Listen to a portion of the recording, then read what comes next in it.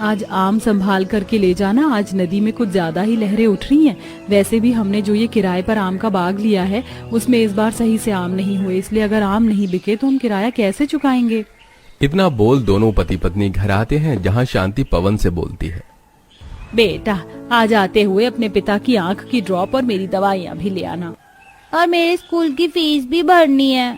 घर वालों की बात सुनकर परेशान पवन सर पर आम की टोकरी रखता है और नाव में आम रख के नदी पार करके जाने लगता है।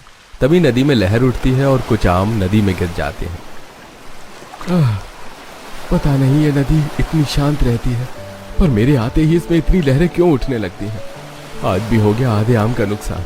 अब टोकरी में बस आधा ही आम रखा है, वही बेच कर आना पड़ेगा। परेशान पवन बचे हुए आम लेकर बाजार जाता है और चादर बिछाकर अपने बचे हुए आम बेचता है। पर वहां आज हर कोई आम ही बेच रहा था, जिस वजह से कोई भी पवन से आम लेने नहीं आता। अरे बहन, मुझसे भी तो आम ले लो, सिर्फ 50 रुपए किलो है।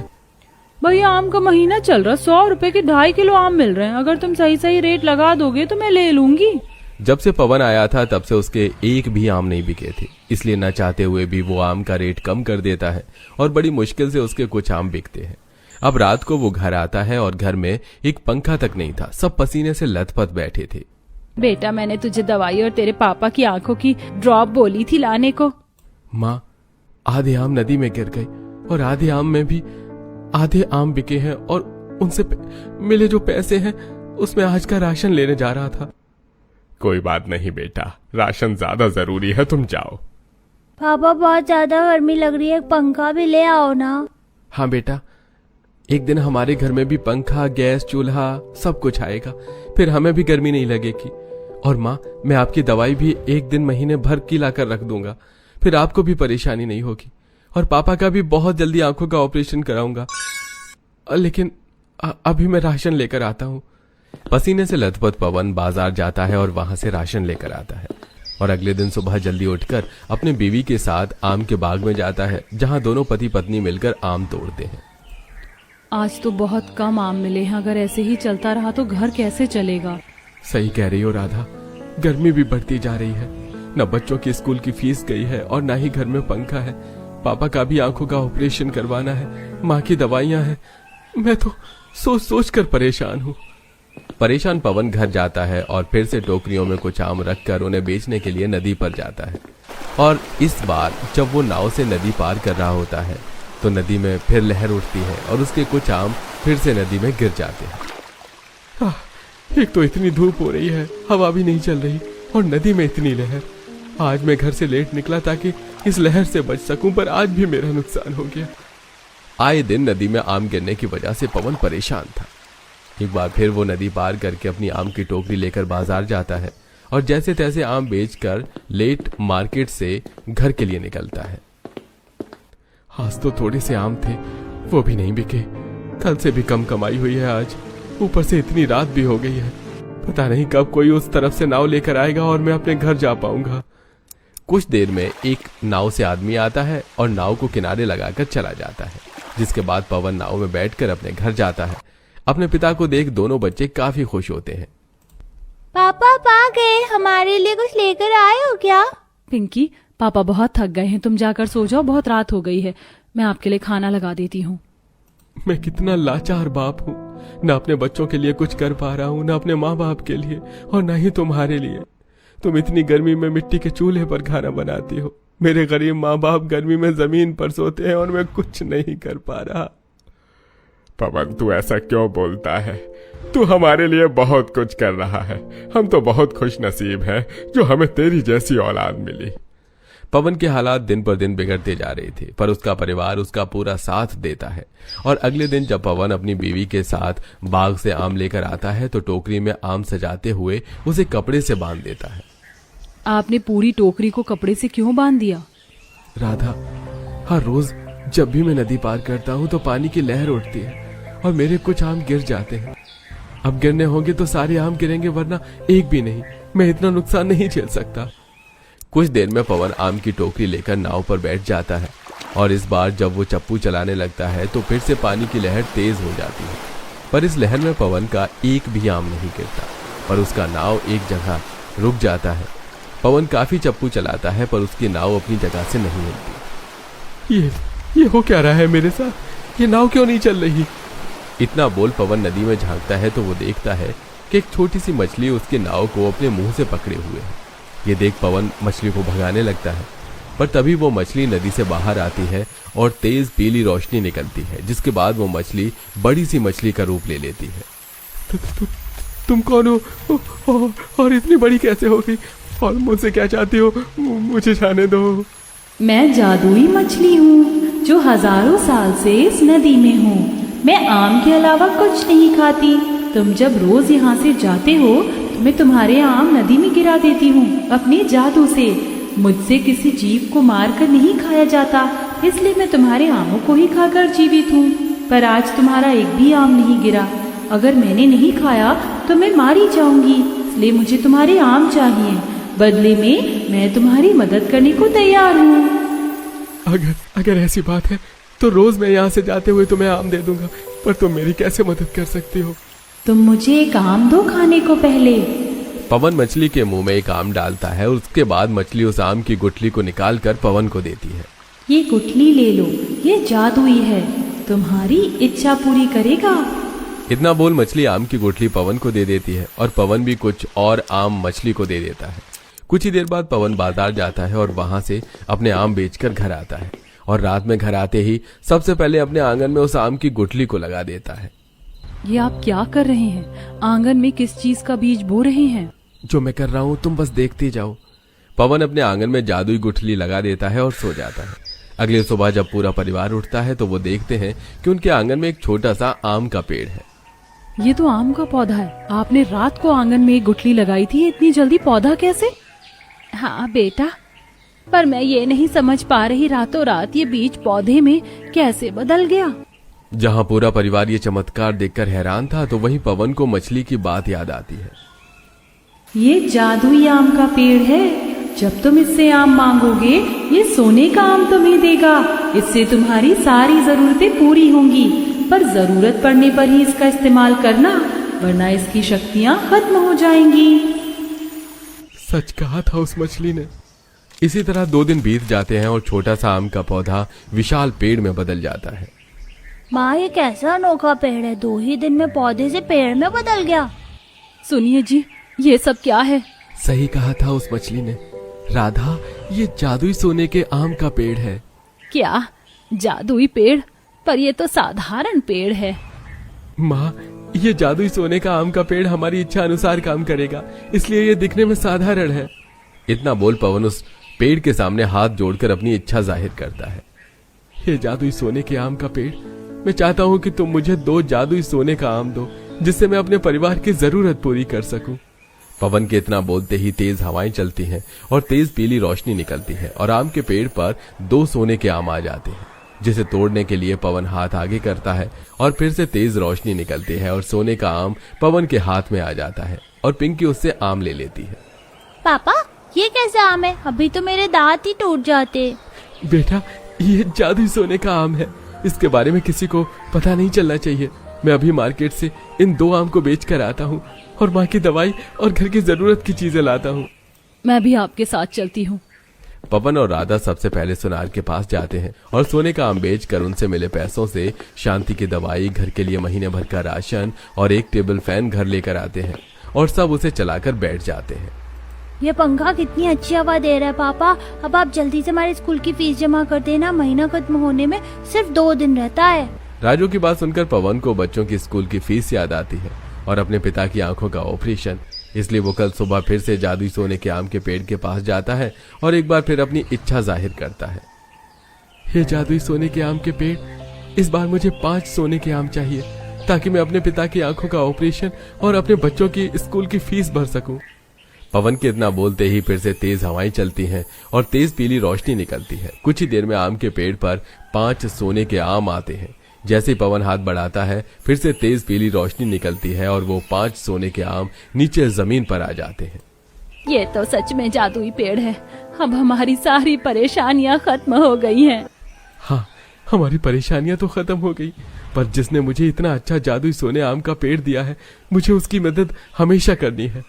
इतना बोलकर पवन सोने का आम बेचने जाता है तो वहीं राधा बाग से कुछ आम तोड़कर लाती है, जिसके बाद पवन अपने पिता को अस्पताल ले जाता है और विनोद की आंखों का ऑपरेशन होता है। साथ ही पवन जब भी नदी पार करता तो कुछ बाग वाले आम मछली के लिए नदी में गिरा देता और मछली उन्हें बाहर आकर लेकर चली जाती। शुक्रिया पवन, ये आम देने के लिए। तुम्हारा भी शुक्रिया मुझे सोने के आम देने के लिए।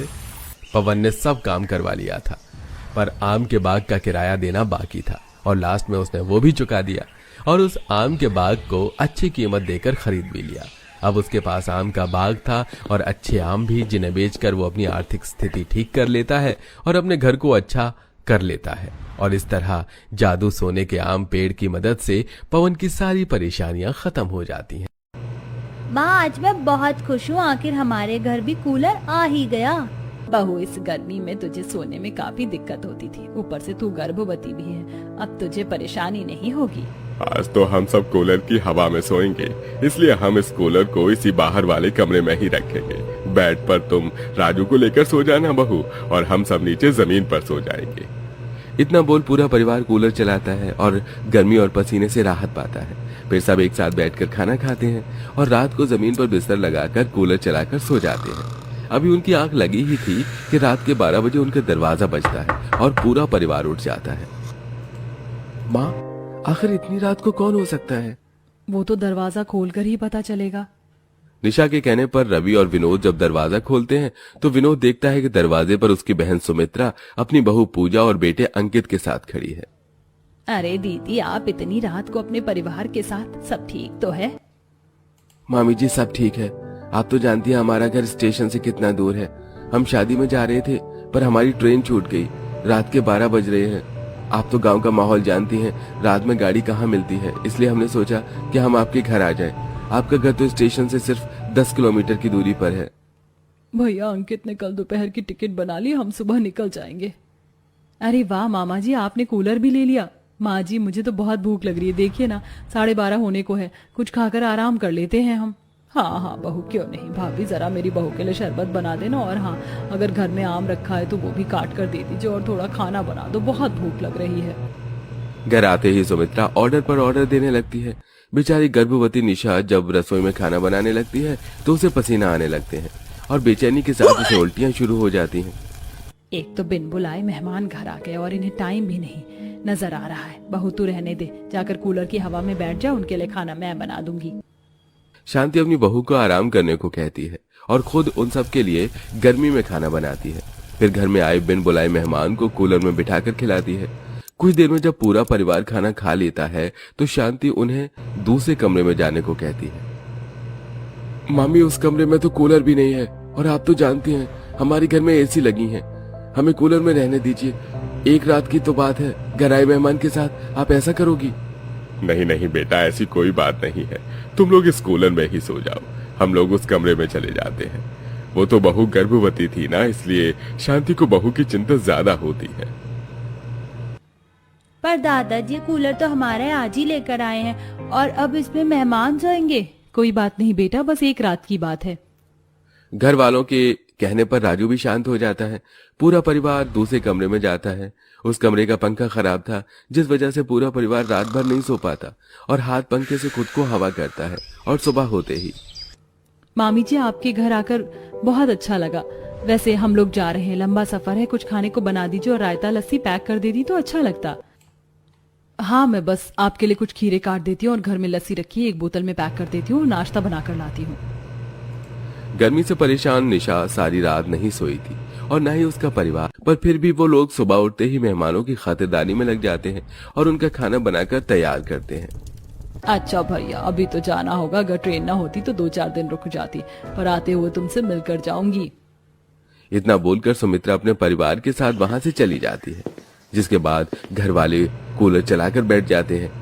देखते ही देखते सुबह से शाम हो जाती है और एक बार फिर रात को जब पूरा परिवार मैंगो शेक बनाकर कूलर की हवा में पी रहा होता है तो उनके घर का दरवाजा बजता है।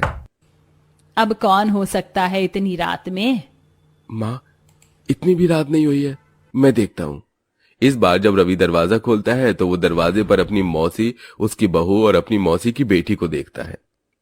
अरे मौसी जी, आप ऐसी हालत में भाभी और काजल के साथ आप लोग रो क्यों रहे हैं? सब ठीक तो है?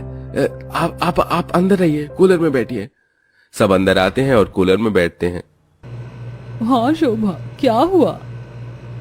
दीदी कुछ नहीं, तुम तो जानती हो ना मेरा पति कितना शराब पीता है। अब तो मेरे बेटे ने भी शुरू कर दी। मेरी बहू गर्भवती है, बेटी की शादी सर पर है और इन लोगों ने हम पर हाथ उठाया और हमें घर से निकाल दिया क्योंकि हमने उन्हें शराब पीने से रोका। मौसा जी तो बड़ी बदतमीज है, पर भैया भी ऐसे निकलेंगे मैंने कभी सोचा नहीं था। शोभा तू रो मत, जब तक सब ठीक नहीं हो जाता तो यहीं रहना। क्या फिर से घर में बिन बुलाए मेहमान? मैं इस बार अपना कूलर किसी को नहीं दूंगा, मैं कूलर में ही सोऊंगा। राजू, कितनी बार समझाया ना, ऐसे नहीं बोलते, मेहमान भगवान का रूप होते हैं।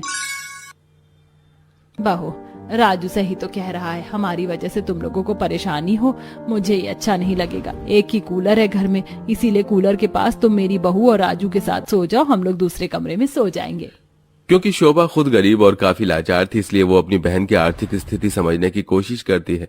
जिसके बाद निशा काजल और अनीता के साथ राजू के लेकर कूलर में सोती है, तो वही पूरा परिवार अपने कमरे में हाथ पंखा लेकर सोने की कोशिश करता है। कितनी गर्मी लग रही है मौसी जी, आपकी तबीयत तो ठीक है? आप इतनी लंबी लंबी सांस क्यों ले रही हैं? रवि, मैं तो भूल ही गई तेरी मौसी को सांस लेने की दिक्कत है, गर्मी इसे बर्दाश्त नहीं होती। अगर ऐसी बात है शांति, तो तुम कूलर में नीचे जमीन पर काजल और राजू के साथ सो जाओ। मैं और रवि कमरे में ठीक है, बाहर इतनी जगह नहीं है कि पूरा परिवार सो सके। विनोद के कहने पर शांति ऐसा ही करती है। अब वो शोभा के साथ कूलर की हवा में सोती है। इसी तरह कुछ दिन बीत जाते हैं, पर शोभा को अपनी बहन पर बोझ बनना अच्छा नहीं लगता। माँ, मुझे कुछ पैसे चाहिए, थोड़ी जरूरत है। बेटा, मेरे पास पैसे तो नहीं है और बहू की दवाई भी खत्म है, बहन से पैसे नहीं मांग सकती, अब मुझे नौकरी देखनी ही होगी इस गर्मी में। क्यों नहीं मांग सकती बहन ऐसे पैसे? और क्यों करनी है तुम्हें नौकरी?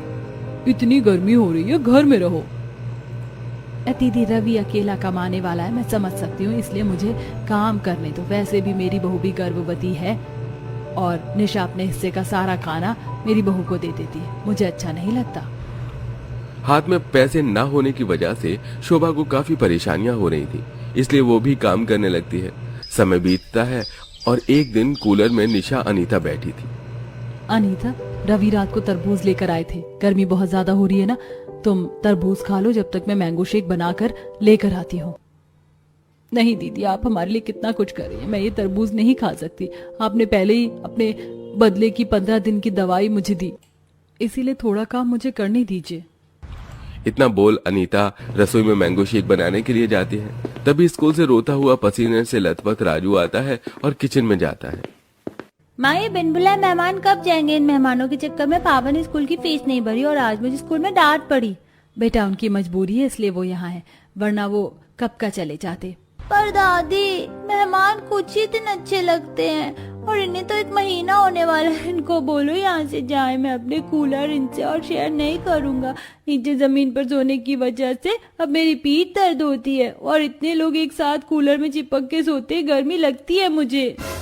राजू मेहमानों को घर से निकालने की जिद लेकर बैठ जाता है, जिस वजह से निशा परेशान होकर राजू को एक थप्पड़ मार देती है और गुस्से में राजू कमरे में जाता है और शोभा के आते ही कहता है, आप गंदी दादी हो, आपकी वजह से माँ ने मुझे थप्पड़ मारा, आप चले जाओ या तो फिर अपना कूलर लेकर आओ।